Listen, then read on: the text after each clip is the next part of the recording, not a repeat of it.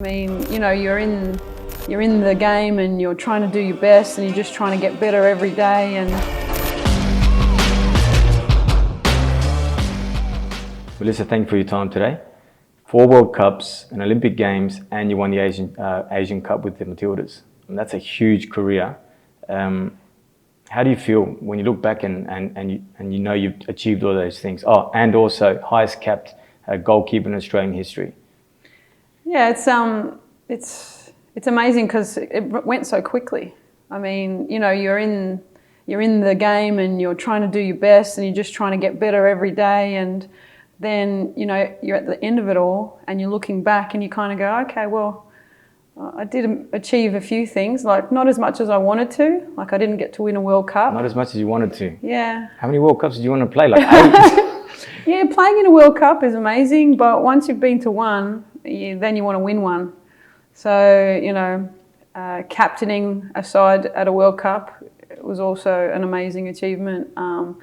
But pretty much that lifting of the Asian Cup trophy got me to feeling what winning a major tournament Would that be was your like. biggest? Would that be one of your biggest highlights?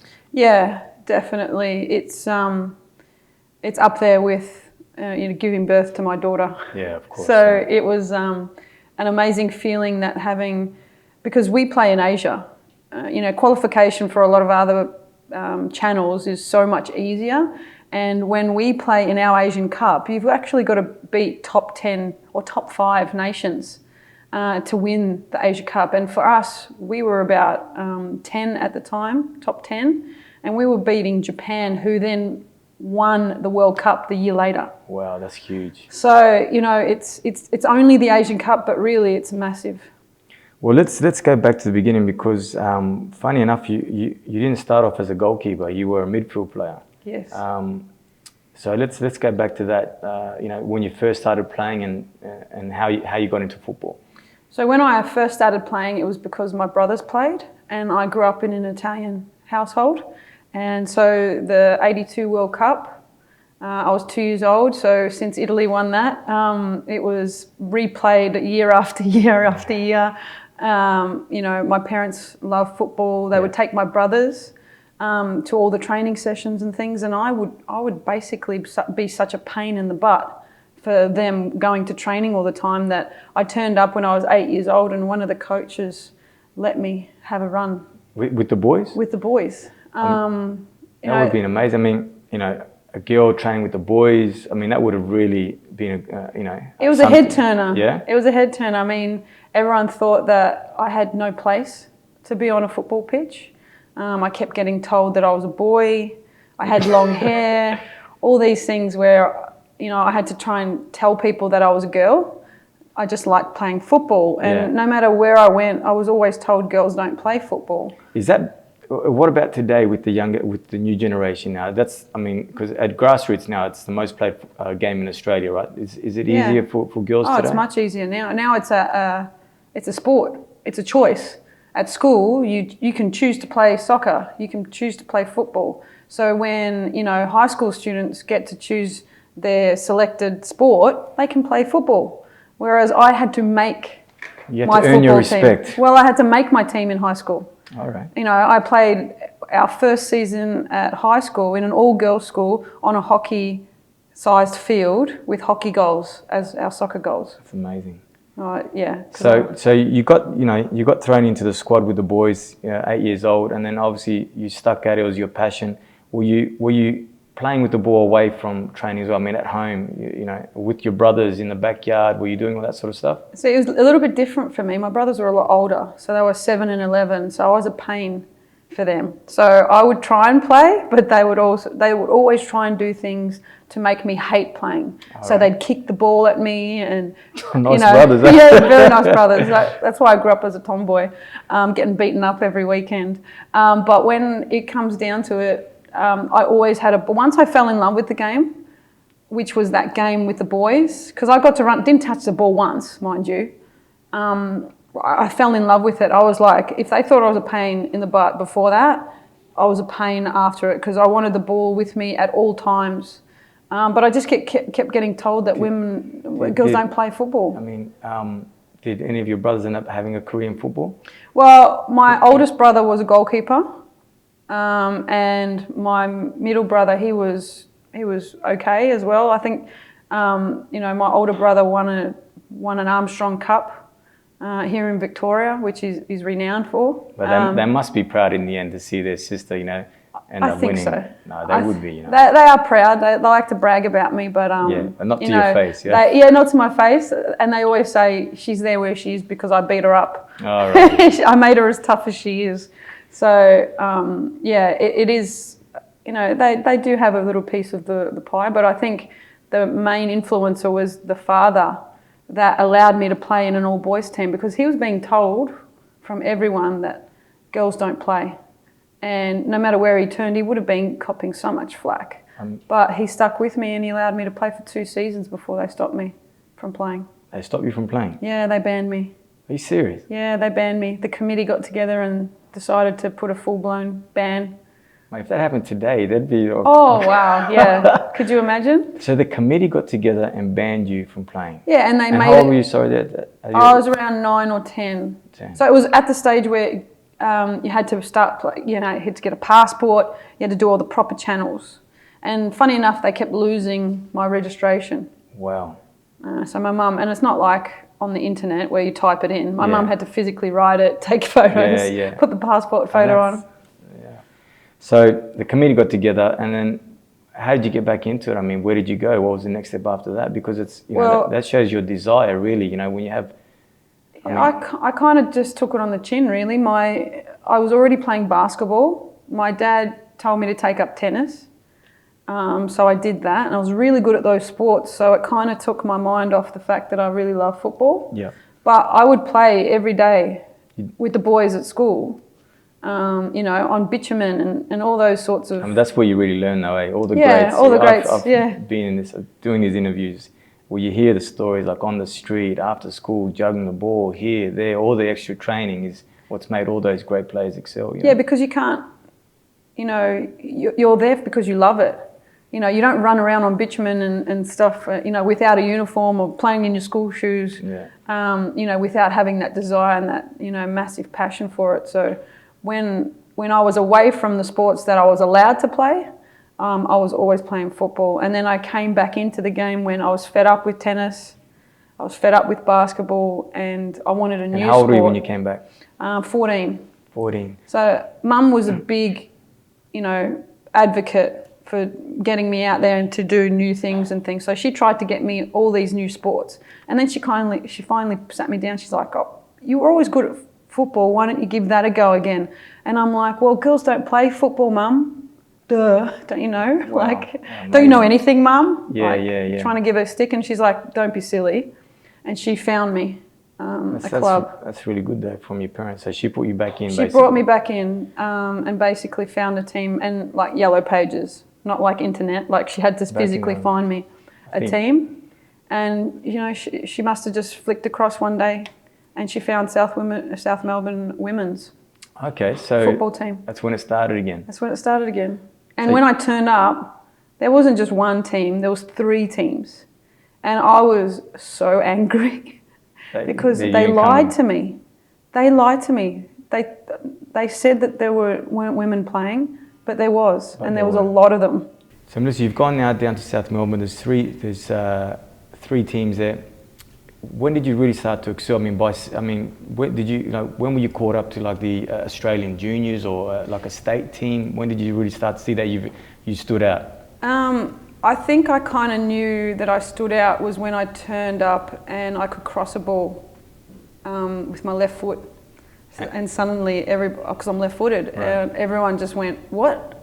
She's left-footed," and it kind of was like, the birds and all that like sunshine and rays was around me, and I'm like, I don't know what you're talking about. But I knew how to play straight away because of all my years of just kicking a ball. They thought I was a beginner because it was my first game. So all that stuff that I did off the park and away from football in general is what made me turn up and just be able to play. Little did they know that I did all this stuff in the background for so many years. And then when I I turned up and I was a left-footed. The state team immediately picked me up. Victorian state team. Yeah, so back in those days it was only under 16, under 19 and then seniors. And you got put into the under 16s? Yeah, straight away. At what position, sir? It was a left-sided anything, so left-sided midfielder, left-sided left back. Okay. And then when I progressed, into the under 19s team as well in that same year. Well, you really got fast-tracked, eh? Yeah, fast-tracked, yeah. Seriously. So yeah, I went from under 16s, under 19s. Then I had a couple of injuries when I was about 15. What sort of injuries were they? Ankle injury. So a really bad ankle injury that I did at basketball. Okay, yeah. And then I came back too early and I did it again. And that was right before the national championships. So I kind of... Did you play the nationals? I played the nationals, but I wasn't, 100%. I was coming in off the bench. I was really distraught at that because, I wanted to do really well for my state. We always had so many rivalries at these things. And it was one of the best kind of couple of years for Victoria. We were making finals and we won it as well in '96, I think it was. So, when I was having those injuries, I kind of just felt a bit let down. And Well, I think, of course you're going to feel those things. The main thing is though how mentally tough you were to keep on going and how hungry you were to keep on wanting to play even if you're not 100% fit. Yeah, I think it was testament was when I didn't start any of the games in the lead up, but every time I came on I tried to do my job and do the best that I can, that I ended up playing from the start in the final. Oh, really? Huh? Yeah, so I kind of thought, yeah, well, this is reward for all the hard work. It's not always going to go your way. So I kind of learned early on that... Something that that any aspiring football player should really take note of that though, isn't it? That rewards will come if you work hard. Yeah, I think most of the time people think that it's just smooth sailing for everyone. And it's actually the setbacks that make you realise what you're missing out on, first of all, and how much you want it. So it'll make or break a player. And if you let it break you, if you take the easy way out and quit, then you won't know how great you'll have become. That's unbelievable, that, and people really should take note of that. Funny enough, or not funny enough, but moving forward, from midfielder, you end up playing for Australia, and then you get an injury, if I'm correct, yeah. And there goes your... So I thought I was only being selected because I was a left footer, basically. I thought that's why I was getting selected in the teams, and then suddenly I get a call up when I'm 16 to go in. Melissa, how old were you when you got a call up to the Matildas? Well, the first time was when I was 16 and I was playing on the field as a left midfielder.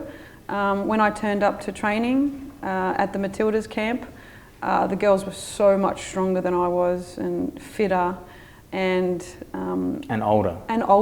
And they were set in their ways and things. Did that intimidate you at all? Oh, it was very intimidating. A young kid going in, I had to do one of my exams at the camp.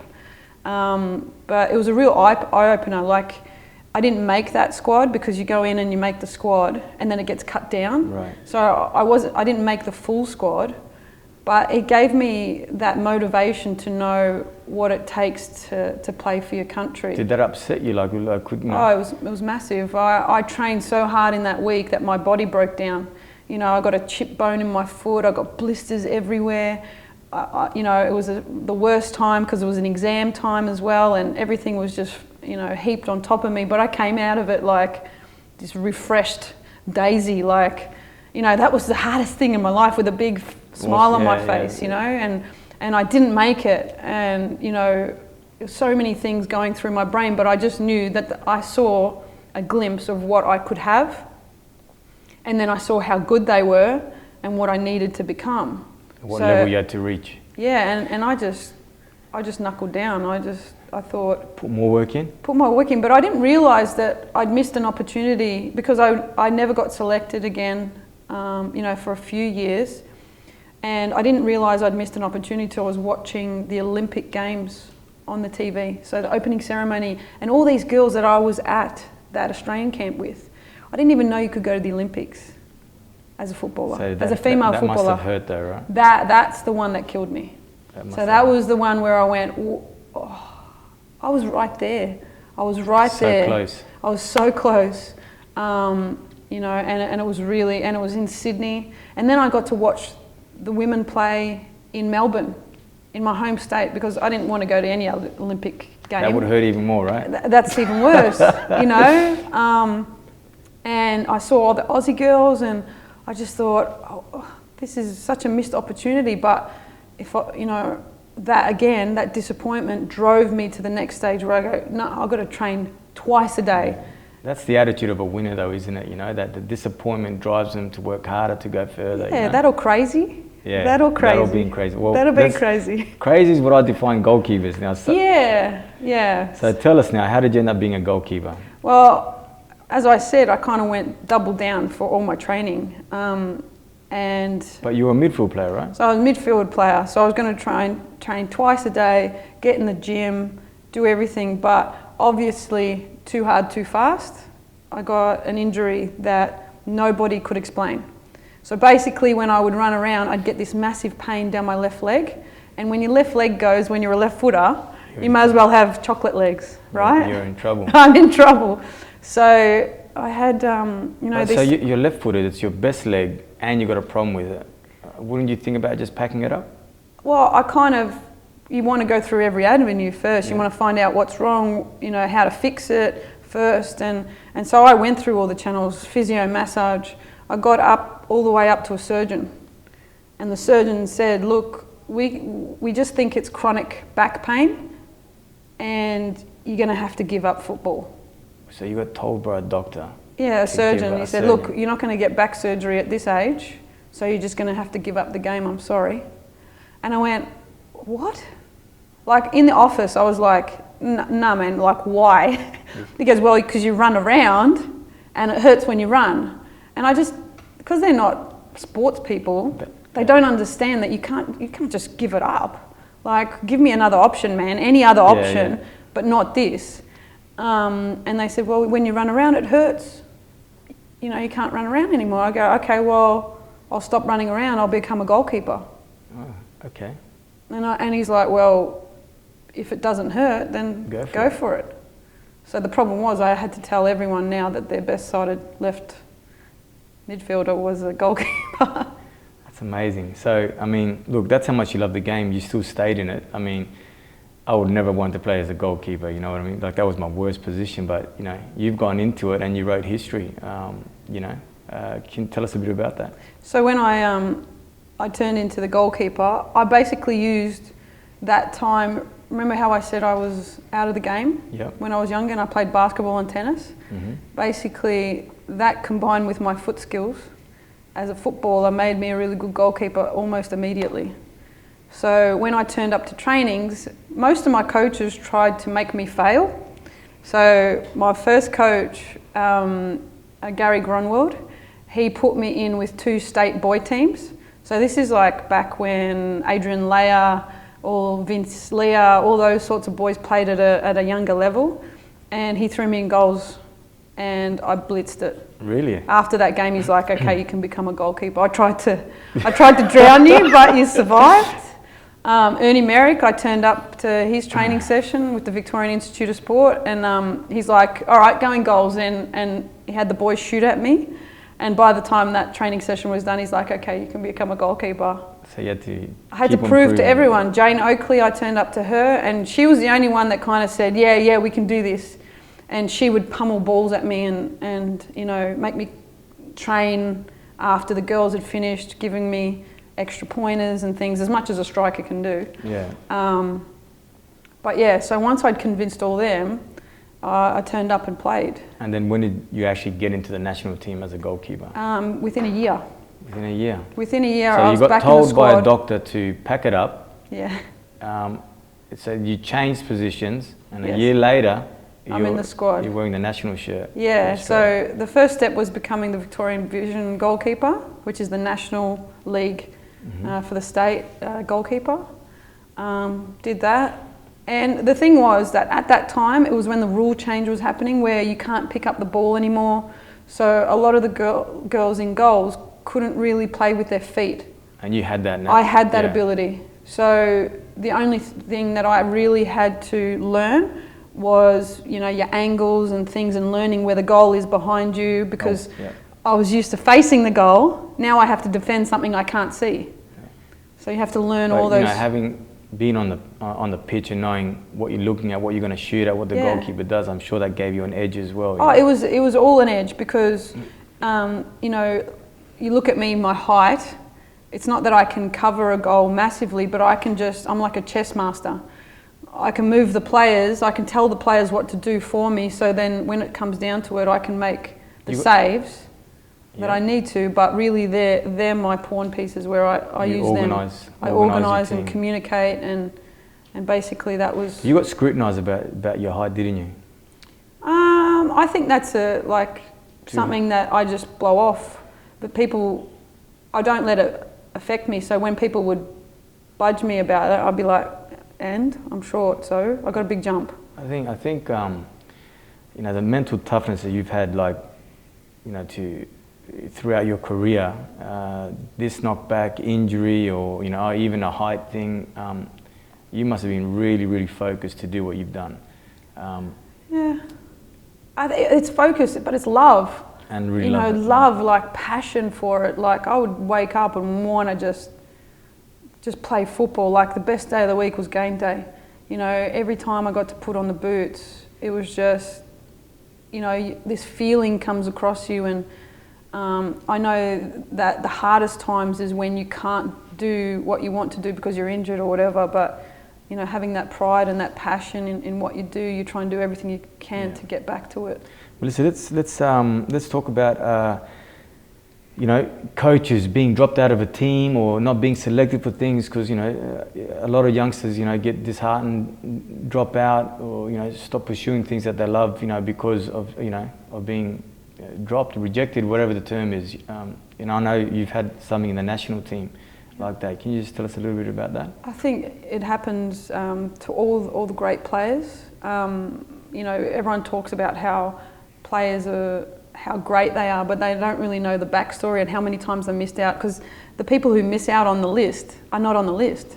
So you don't know who was there just in the, you know, areas around them. So the first time there was a selection for the Australian team, when I became a goalkeeper, I wasn't selected in the final squad. So I made the squad as a 21-year-old in 2001, but I didn't make the full squad the first time it happened.